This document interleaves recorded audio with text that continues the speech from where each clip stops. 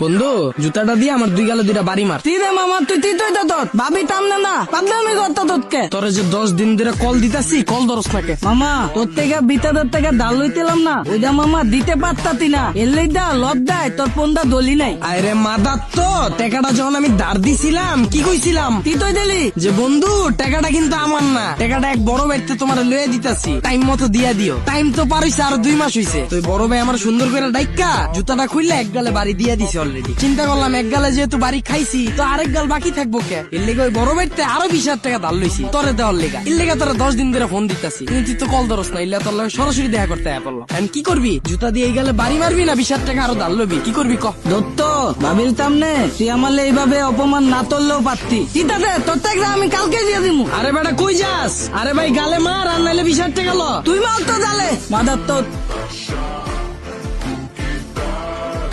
মামা মোহাম্মদপুর যাবা? হ্যাঁ মামা জামু। কত? মামা ভাড়া 300 টাকা। জুতাটা লয়া আমার গালে একটা বাড়ি মার। মামা কিছুই তো বুঝতাছি না। মোহাম্মদপুরের ভাড়া এনতে 30 টাকা, 2 পা ফালাইলি মোহাম্মদ। তুই যেহেতু 300 টাকা চাইলাইছো তার মানে অলরেডি তুই হাত দিয়া নামাইরা মুখ দিয়ে আমার মাইরা দিছিস জুতা। এর লেগে চিন্তা করলাম যেহেতু মুখ দিয়া খাইছি এখন হাত দিয়েও খাইল একটা বাড়ি মার। মামা মোহাম্মদপুর লেগে 300 টাকা ভাড়া চেয়ে কি মনে করে ভুল করে নিলাম? না রে বাবা ভুল তো তুই করস নাই, ভুল করছি আমি কিল্লিগা তোরে জিগাইতে গেলাম যে মামা চলো মোহাম্মদপুর। মামা দেশে এমনি অবরোধ চলতেছে, দেখবেন হঠাৎ করে রিক্সার উপরে ককটেল পড়ছে, রিক্সা উড়া যাবো গা, ফাগুলি তো আমার, আপনি তো আর দিবেন না। এর লেগ কইলাম মামা ভাড়া 300 টাকা, আপনি গেলে চলেন না গেলেন জায়গা। আরে বাবা নির্বাচনের বাহানা দিয়া কত কিছু দেখাইলি, ল গুইনা 300টা বাড়ি মার তারপর লয়ে চল। দূর মিয়া পাগল, যাবেন কই যাস? গুইনা 300 বাড়ি দিয়া যা।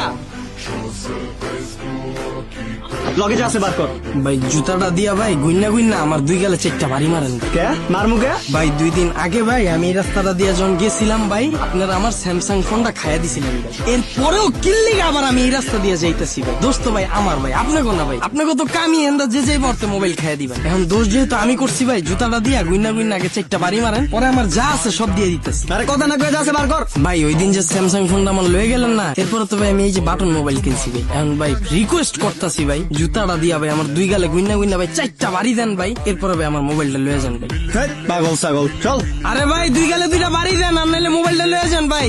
এই সকাল থেকে তুমি এই কি উল্টাপাল্টা পাগলামি শুরু করছো? হ্যাঁ আয় হায় আমি তো ভুললেই গেছি, সবাই আমার জন্য জুতা দিয়া বাইরে ইতাছে, তুমি আবার বাদ যাইবা কে? লাও মারো। ফাইজলামি করো তুমি আমার সাথে। হ্যাঁ তুমি তোমার বন্ধুরা টাকা ধার দিয়ে বাস খাইছো, এই রাস্তায় যাওয়ার সময় ছিনতাইকারীর হাতে বাস খাইছো। আমার কাছ থেকে তুমি কোন বাসটা খাইছো যে আমারে বলতেছো জুতা দিয়া বাইরেইতে? আপনারা অনেকে জানেন গত 10-15 দিন আগেও আমার পেজে শুধুমাত্র 2500 ফলোয়ার ছিল। সো আমি কিভাবে শুধুমাত্র নাটক আপলোড দিয়ে এই 10-15 দিনে প্রায় 60,000 ফলোয়ার করে ফেললাম, এই বিষয়টাই আমি আপনাদের শেখাবো। আপনি নাটক আপলোড দিয়েও কিভাবে ইনকাম করতে পারবেন এবং খুব কম সময়ে আপনার পেজে ফলোয়ার নিতে পারবেন। আমি আপনাদের ভিডিও কলে আলাদাভাবে শেখাবো আপনি কিভাবে নাটকের ভিডিও এডিট করবেন, আপনি কিভাবে নাটকের কালারটা এডিট করবেন যেন সবার কাছে অনেক আকর্ষণীয় হয় দেখতে, আপনি কিভাবে আপনার ভিডিওতে লোগো অ্যাড করবেন, অথবা আপনি কিভাবে আপনার ভিডিওর মিউজিক এডিট করবেন যেন আপনার ভিডিওতে কপিরাইট না আসে। এই সকল কিছু জানতে আমাকে ইনবক্স করুন। অবশ্যই এটা পেড সার্ভিস, আমি যখন আপনাদেরকে সময় দেব আপনাদেরও উচিত আমার সেই সময়ের মূল্য দেয়া। ধন্যবাদ।